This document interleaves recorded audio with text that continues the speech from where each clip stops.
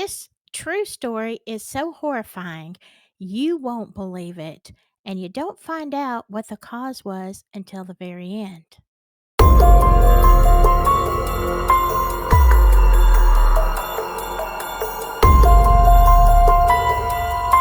Well, hello, my spooky friends.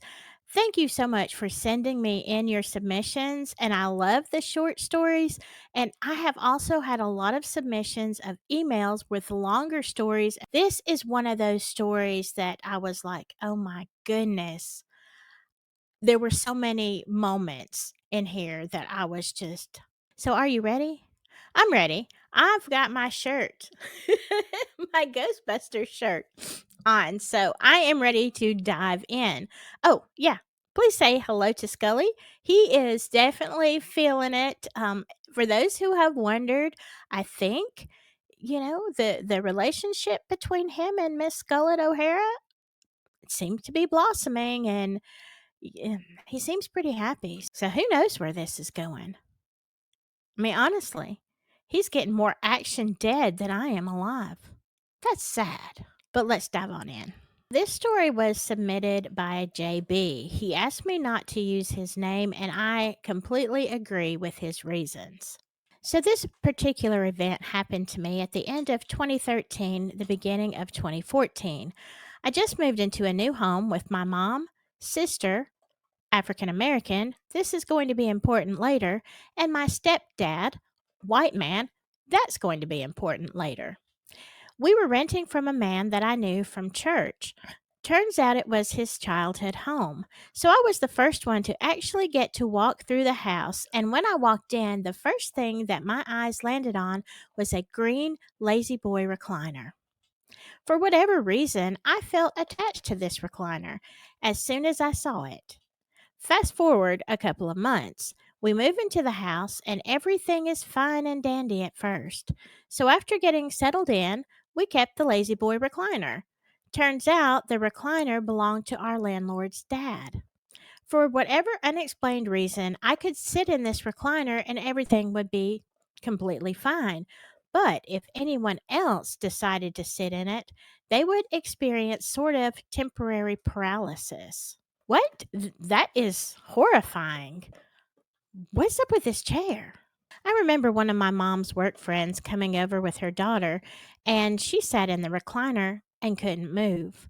We got some new furniture, so my mom and stepdad were ready to throw the recliner out.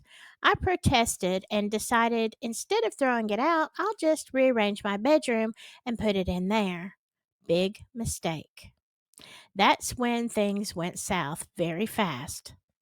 I've always been sensitive to the other side as I was born with the veil over my eyes. Now, if you are not familiar with what JB is saying about the veil, there are people that are born with like a white veil type extra skin kind of layer, very thin, over their eyes, and it has to be removed at birth. Now, it has traditionally been said that people who are born with a veil over their eyes are very hypersensitive, can see into the spirit world, and they have definitely a almost like a third eye.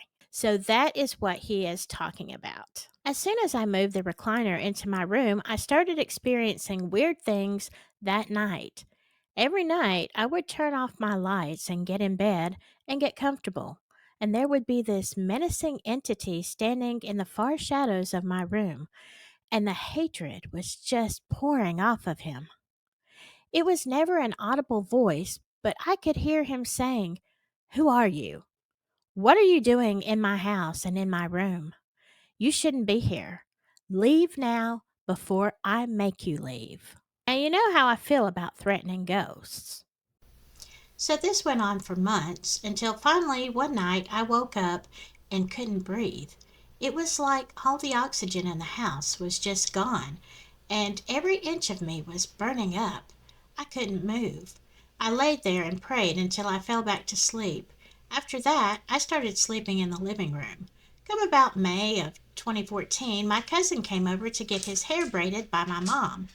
Everybody is home except for my stepdad, so we're all chilling and having a good time when I start hearing voices come from the backyard.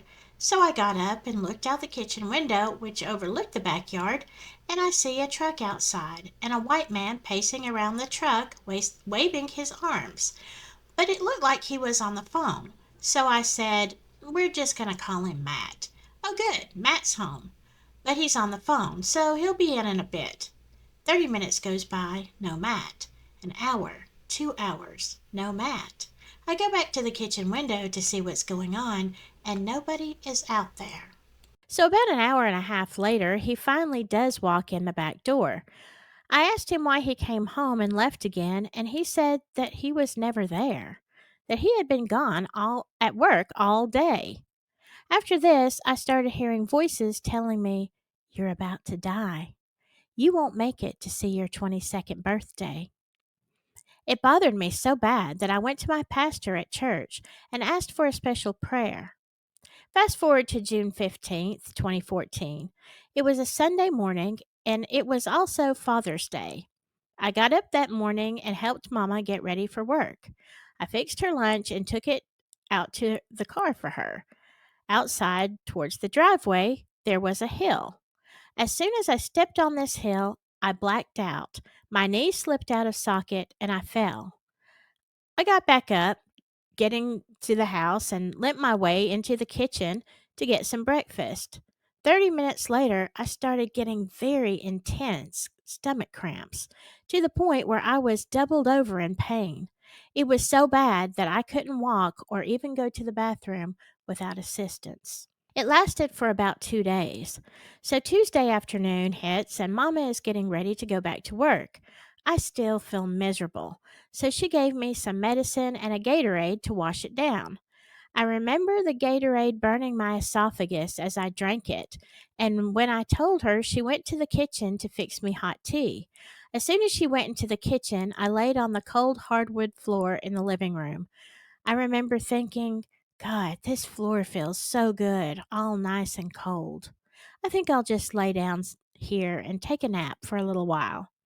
I closed my eyes, and when I woke up, two paramedics were at my side asking Mama which hospital she wanted them to take me to.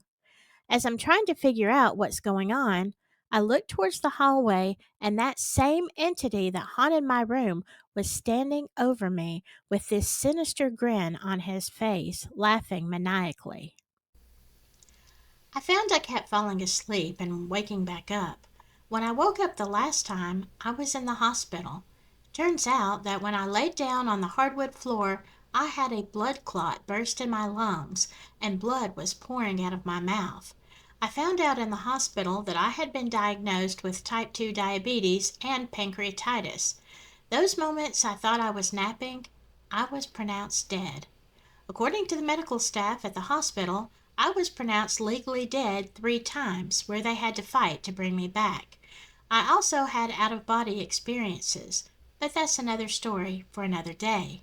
I spent more than 2 weeks in the hospital, where the first few days in ICU were lost in a coma, and found multiple blood clots in both lungs, multiple blood clots in my right leg, and blood clots in my bladder. That is horrifying, especially if you were only around 21, 22.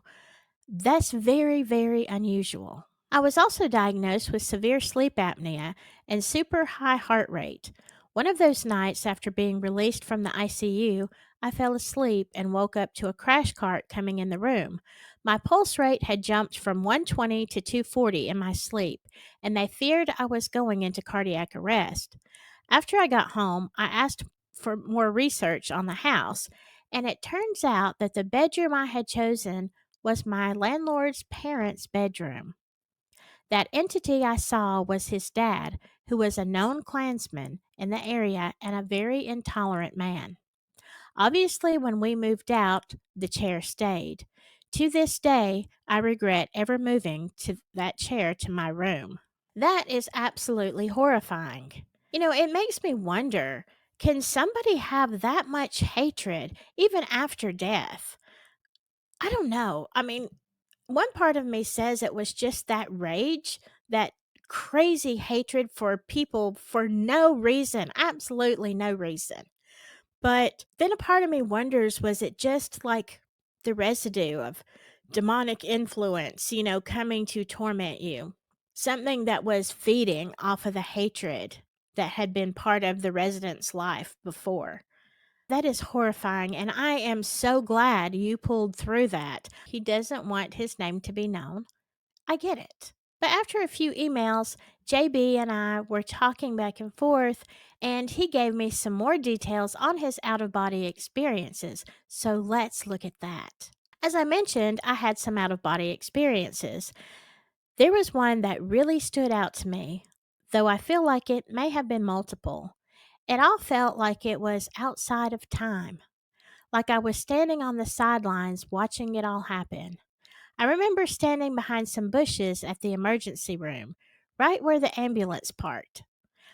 I saw them rush my body out of the ambulance and into the hospital. As if being snatched through a tunnel, I was lying on the hospital gurney, going through a back hallway. I couldn't help but notice the color of the wall and everything around me.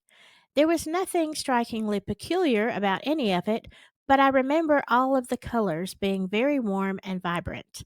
I looked up past the doctors and nurses and, in fact, did see an incredibly bright light, but I wasn't beckoned towards it. What made this so significant is that the light seemed to speak to me telepathically. As I looked at the light, I heard the words, "Just relax. You're okay. You're safe. You're warm. And you are loved." When I heard those words, I smiled and sort of turned over on my side. All of a sudden, I was in another room, a waiting room. There I saw my aunt, who is still alive, praying for me. I remember smiling, and in my head I said, "That's my baby. I love you so much, Auntie."